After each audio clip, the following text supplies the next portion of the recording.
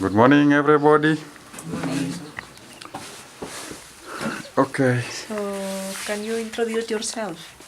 Yeah, I'm Kaka Upande. I'm the principal of Nyanginja Secondary School. Okay. Yes. So, what are the main problems of the children here in your school?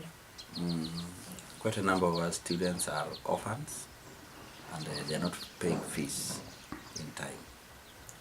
And some also walk long distances coming to school. Yeah. So, and the school itself, what are the main challenges of this school? The main challenge is that it's a small school. It's 2 years now. They're moving to Form 3. We don't have a class. Yes, that's the major challenge. We also don't have water tanks. Yeah, it's dry. And the community built the 2 classes. We still don't have doors for the Form 2. And you can also see the walls. They have not been plastered. Yes. And in the 2 classes. Yeah. Okay. So then, what would be the first priority for the school?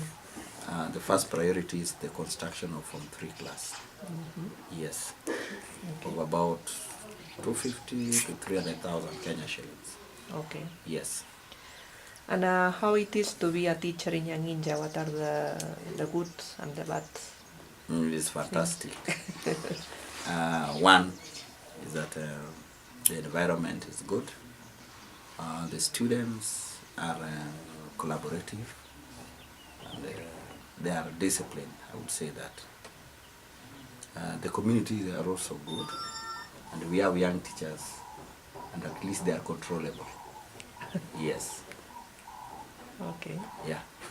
And any bad side? Because we lack facilities, Uh-huh. we don't have clean drinking water. And that's why I talked of a water tank. We don't have staff houses.